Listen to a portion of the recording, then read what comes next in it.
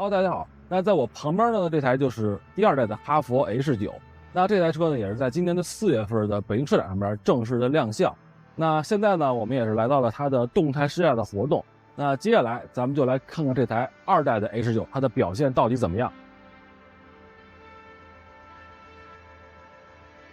这台车的外观呢，它其实整体采用的就是一个方盒子的造型，方方正正的，非常的硬汉，非常的霸气啊。然后咱们再来看看它的前脸部分，其实比较明显的就是它这个非常大的一个金属镀铬的一个中网，然后呢两侧还有这种铆钉的设计，看着就非常的硬派啊。另外就是它的这个发动机盖也是非常凸起的，其实给人的整体的视觉感受非常有记忆点。另外就是一些细节的部分呢，也可以看到很多方形还有圆形的设计，就是这种天圆地方的这种设计的这种灵感。比如说它的前大灯的灯框是方形的，头灯组是圆形的，这么一个对撞的组合看来就是非常的新颖。好，来到侧面可以看它的整体的车身的侧翼的比例是非常的和谐的，它的轴距呢达到了2850，是一个标准的中大型 SUV 的一个尺寸。那具体到细节呢，你们可以看到它侧面其实也运用了很多直角还有这种方形的设计，比如说它的这个后视镜，它的后视镜就是方形的，另外就是它的地柱这个部分呢，它的这个后边这个窗户是正方形的，然后就是它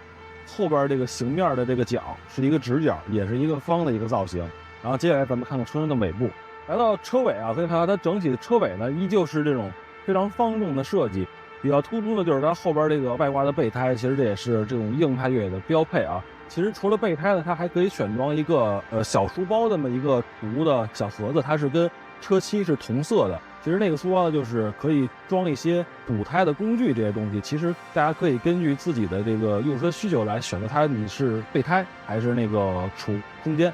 另外就是一些细节的配置，就是比如说它的尾灯也是这种方形的设计，另外就是它的车门也是这种侧拉式的，然后也是向右来开启的，比较方便你停到路边拿东西。好，外观咱们聊的差不多了，接下来咱们就到车内看看它的内饰。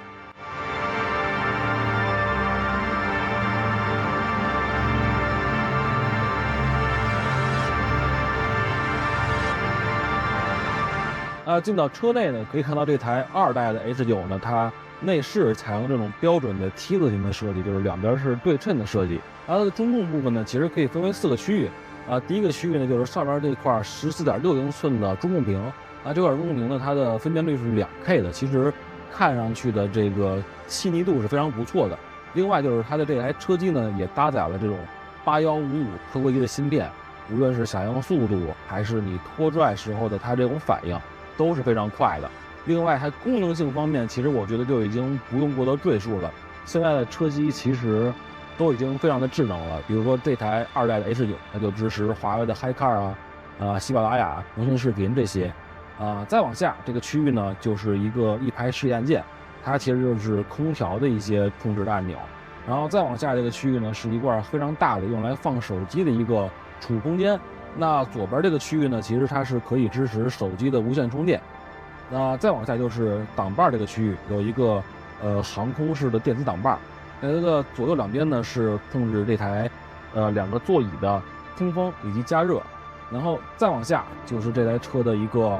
比较核心的一个控制区域了，就是关于它的4驱的一些控制区域。比如像这边是坦克掉头、陡坡缓降，然后重点来了啊，4L 前锁后锁，也就是这台车呢，它有前中后3把锁，其实它的越野能力是毋庸置疑的。那中间这个部位，也就是挡把后边这个区域呢，就是一个切换驾驶模式这个区域，它一共有7种驾驶模式。然后再往后就是一个常规的中央扶手箱的一个设计。好，咱们内饰也看得差不多了，接下来咱们就把这台车开起来，看看它的动态表现到底怎么样。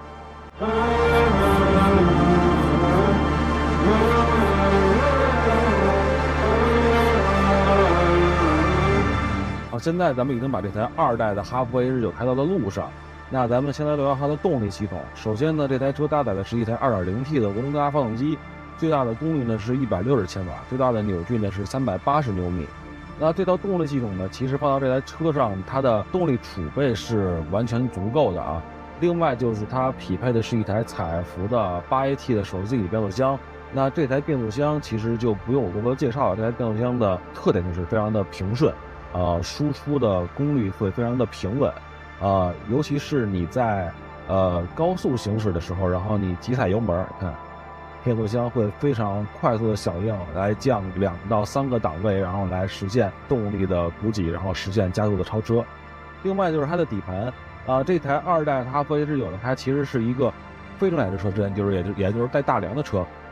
其实呢，大家有一个误区，就是带大梁的车呢，它的舒适性都不会做得特别好。但是呢，这次试驾这台2代的哈弗 H9呢，给我的感受就是带大梁的车也能把它的舒适度做得非常的不错。你看现在我们刚才刚过了一个比较颠簸的路面，其实在车里很难感受到就是这种非常硬的颠簸，通过它的滤震系统，然后很好的把这个颠簸给过滤掉了。那在驾驶模式方面呢，这台2代的哈弗 H9它一共有7种驾驶模式，除了常规的标准、经济、运动，那它还包括了泥地、沙地还有雪地，另外还有一个4驱的模式。那除此之外呢，它的方向盘助力也一共有3种模式可以选择，分别是轻便、舒适还有运动。其实这3种模式的区别呢，除了抛开它的转向时你的力度的区别，其实还有一个区别就是，比如说我放到轻便，然后呢，现在我小幅度的左右晃动方向盘，你看车身是不会有大幅的这种摆动的。然后如果放到运动，这时候我小幅晃动方向盘，你能明显的，其实包括感受，你也能直观肉眼的看到，就是在我小幅度摆动这个方向盘的时候，它车头是跟随我这个摆动来回的那个进行指向的。也就是说，你把这个方向盘助力模式呢调到运动模式以后呢，它车头的指向性会变得更加的精准。其实呢，这一点的调教，其实我觉得做的是非常不错的，让你驾驶者可以